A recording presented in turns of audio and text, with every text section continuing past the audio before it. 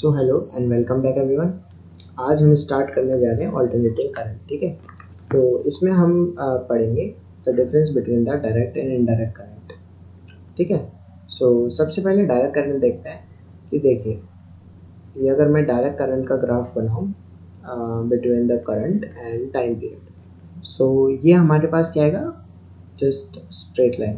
ठीक है, चलिए इसके बाद हम यहाँ पे देखते हैं कि ऑल्टरनेटिंग करंट में क्या होता है।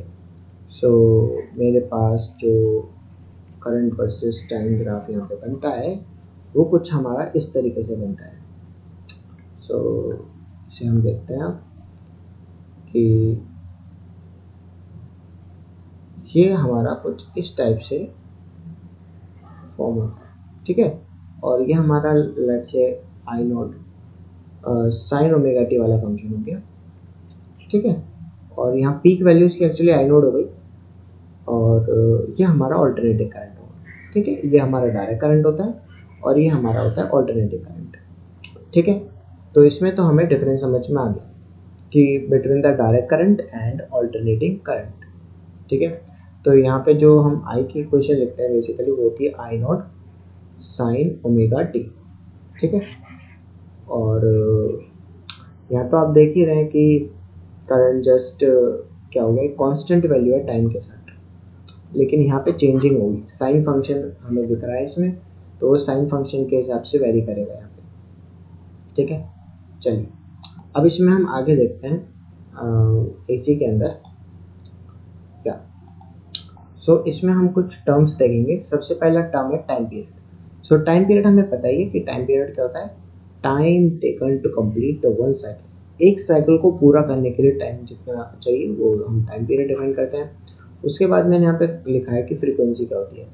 सो फ्रीक्वेंसी क्या होती है, basically it is 1 divided by time period, और इसकी जो यूनिट होती है वो हर्ट्ज में देते हैं, विच इज़ 1/सेकंड। ठीक है, ये की बात है। So number of cycles completed in 1 second, एक सेकंड में कितनी साइकिल्स वो मूव कर रहा है। सो इंडिया में ये वैल्यू कितनी होती है, इट इज़ 50 हर्ट्ज, और यूएसए के अंदर 60 हर्ट्ज। चलिए अब इसका मतलब समझते हैं और एक क्वेश्चन और समझते हैं। सो बेसिकली इधर ही समझते हैं। चलिए देखिए, हमसे क्वेश्चन कहा जाता है कि मान लीजिए किसी इंसान ने ये वायर है हमारे पास, अभी से आप वायर मान के चलिए, और लेट से इसमें करंट फ्लो कर रहा है। ठीक है, और अभी मैं कह रहा हूँ कि इसमें डायरेक्ट करंट फ्लो कर रहा है, मतलब डीसी करंट फ्लो कर रहा है। ठीक है, अब डीसी करंट वाला वायर है और किसी ने उसमें हाथ लगा दिया। ठीक है, और अभी इसमें दूसरा वायर है अभी मेरे पास ये, और अब इसमें एसी फ्लो कर रहा है, अब इसमें किसी ने हाथ लगा दिया। सो क्या फ़र्क है दोनों केसेस में, क्या होगा, किस में सिर्फ झटका लग के छूट जाएगा हाथ और किस में वो चिपक के ऐसे हो रहेगा। ठीक है, सो वो हमें देखना है। सो देखिए, जो डायरेक्ट करंट होता है तो उसे आप पकड़ते हैं तो वो झटका मार के छोड़ देता है। ठीक है आपको, लेकिन जो ऑल्टरनेटिंग करंट होता है वो आपको चिपका लेता है वहाँ पे। ठीक है, वहाँ पे आपको शॉक्स लगते हैं अच्छे खासे। सो ऐसा कैसे हो जाता है, क्योंकि हम तो कह रहे हैं कि यहाँ पे मतलब एक सेकंड में, तो वो तो ऐसे वाली वेव्स चल रही हैं, तो भाई ऐसे वेव्स चल रही हैं तो हम आप कहेंगे कि जैसे मान लीजिए यहाँ से यहाँ तक पहुँचा तो यहाँ पे तो हमें टाइम मिल जाएगा, तो यहाँ पे छोड़ देना चाहिए झटका मार के। तो यहाँ कैसे पकड़े रखता है, बार मैं आपसे कह रहा हूँ कि डीसी करंट जो होता है उसके अंदर आपको झटका मार के छोड़ देता है, लेकिन यहाँ पे पकड़े रखता है अच्छे तरीके से। तो आप गौर से देखिए, मैंने यहाँ पे वैल्यूज़ लिख रखी है। इंडिया में 50 हर्ट्ज है और यूएस के अंदर 60 हर्ट्ज जो फ्रीक्वेंसी आती है। सो इसका मतलब आप ये मानिए कि एक सेकंड में इस वायर में अगर एसी करंट फ्लो रहा है इंडिया के अंदर, तो एक सेकंड के अंदर वो 50 ऐसी वेव्स फ्लो हो रही है। ठीक है, एक सेकंड में 50 ऐसी वेव्स फ्लो हो रही है, तो इस वजह से इट इज़ हाईली हार्मफुल। जो एसी वाला होता है वो छोड़ेगा नहीं आपको किसी भी कीमत पे। और यूएस के अंदर आप मान सकते हैं वही एक सेकंड में 60 वेव्स ऐसी फ्लो कर रही हैं इसी वायर से। तो इसलिए जो एसी करंट होता है वो बेसिकली ज़्यादा हैज़ार्डस टू हो सकता है कंपेयर टू डीसी। ठीक है, चलिए पीक वैल्यू हम डिफाइन करेंगे कि भाई मैक्सिमम वैल्यू जो हमारी होगी, मैक्सिमम वैल्यू, ठीक है। और उसके बाद मीन और एवरेज वैल्यू अगर हम देखें करंट की, सो इसको ऐसे रिप्रेजेंट किया जाता है और इसको हम लिखते हैं integration I D T divided by D T, ठीक है। चलिए ये रिप्रेजेंटेशन का तरीका है मीन और एवरेज वैल्यू का, ठीक है। चलिए अब आगे बढ़ते हैं इसमें हम, और कुछ और टर्मिनोलॉजीज हम डिस्कस करेंगे इसके अंदर।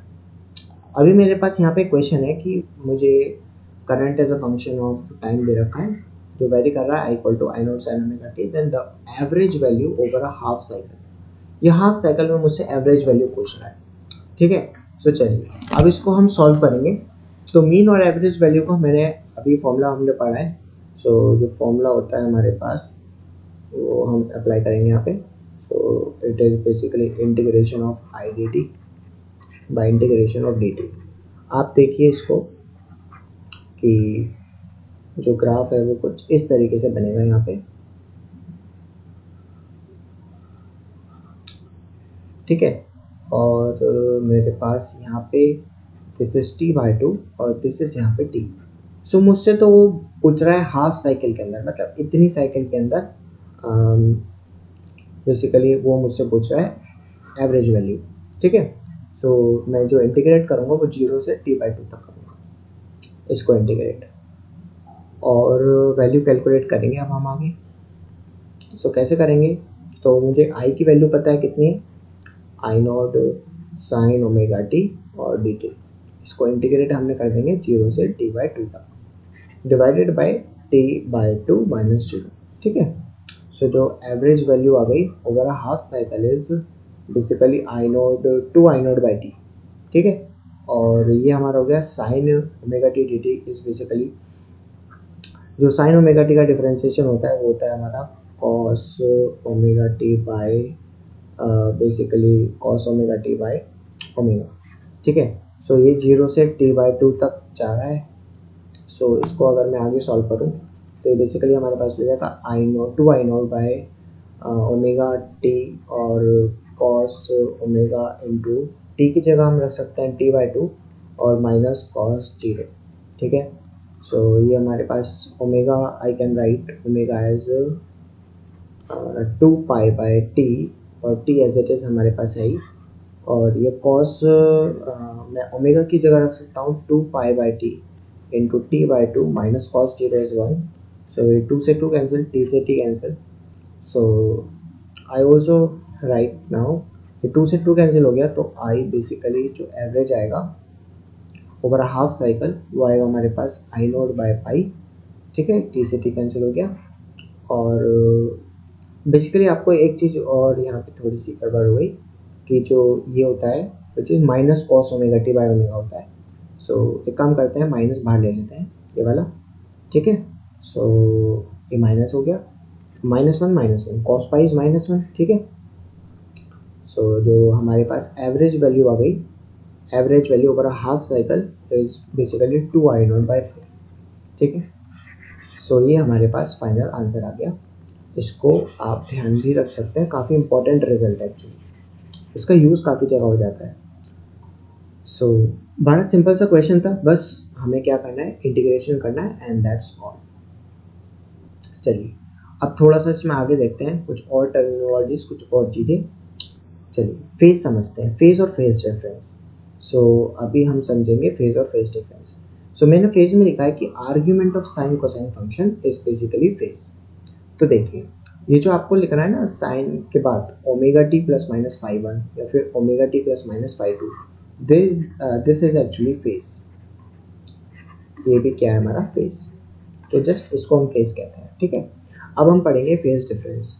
So phase difference is basically, जैसे कि आपको यहाँ पे वोल्टेज की इक्वेशन दिख रही है कि v equal to V naught आपका साइन ओमेगा टी है and i equal to I naught cos omega T, जिसको मैं ऐसे लिख सकता हूँ कि I naught sine omega T plus pi by two, ठीक है, हम ऐसे लिख सकते हैं। सो अगर मैं आपसे यहाँ पे पूछूँ कि इन दोनों में जो फेज डिफरेंस है वो बेसिकली कितना होगा, तो हम फेज डिफरेंस निकाल सकते हैं। देखिए यहाँ पे omega T plus pi by to है और यहाँ पे सिर्फ ओमेगा टी है, तो फेज डिफरेंस कितना आ गया, इसको हम कहते हैं फेज डिफरेंस, ठीक है।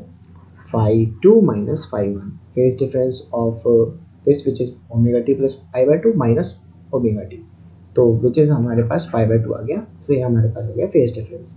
अच्छा, साथ में मैं आपको यहाँ पे एक चीज़ और लिखना सिखाता हूँ। देखिए यहाँ पे सिर्फ साइन ओमेगा टी है और यहाँ पे sign omega T plus pi by 2 है, मतलब कुछ ऐड भी है। सो हम कह सकते हैं इस क्वेश्चन में कि करंट इज लीडिंग, ये लीड कर रहा है क्योंकि ज़्यादा है ये, करंट इज लीडिंग वोल्टेज, और कितने से लीड कर रहा है, पाई बाय 2 से, तो हम कह सकते हैं current is leading voltage by pi by 2, ठीक है।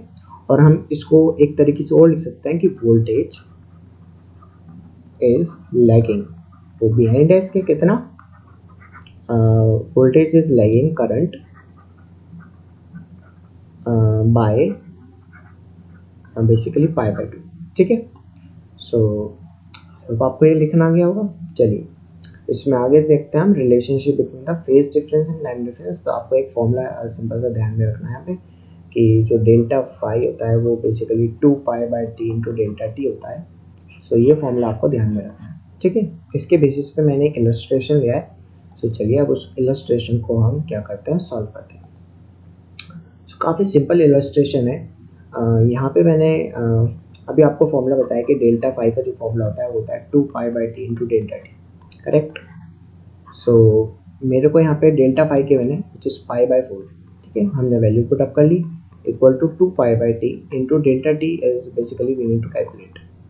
Now we also need capital T. So कैसे निकालेंगे हम कैपिटल टी, सो देखते हैं।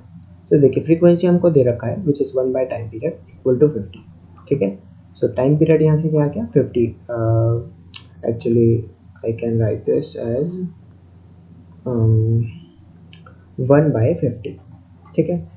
सो सेकेंड, सो अभी हम इसको आगे सॉल्व करेंगे। सो पाई से पाई कैंसिल हो गया हमारा और ये टी ऊपर चला गया, t by 8 equal to delta t, ठीक है। अब टी की वैल्यू तो मुझे पता है 1 बाय 50 है। सो डेल्टा टी कितना आ गया 1 बाय 50 इंटू 8, 1 बाय 400 आ गया डेल्टा टी, सेकेंड ही आएगा, ठीक है ना। और हम इसको आगे सॉल्व कर सकते हैं कि बेसिकली अगर मैं 1000 से मल्टीप्लाई और डिवाइड कर दूँ, सो 10,000 से कर देते हैं। सो 2 0 से यहाँ पे कैंसिल हो गई है एंड 4 2 से 8 एंड 4 5 से, ठीक है। So delta t can be written as 0.25 milli ampere, sorry milli second, milli is 10⁻⁻3, ये हमने 2 0 हम अगर ऊपर ले जाएंगे, सो नहीं इसे हम लिख सकते हैं एक्चुअली, या delta t can be written as, हम 1 0 ऊपर ले जा रहे हैं, सो 2.5 और इसको हम ले सकते हैं मिली सेकेंड, ठीक है। सो कितना सिंपल क्वेश्चन था, जस्ट फॉर्मूला आपको काफ़ी इंपॉर्टेंट फॉर्मूला है, ये ध्यान रखना है। चलिए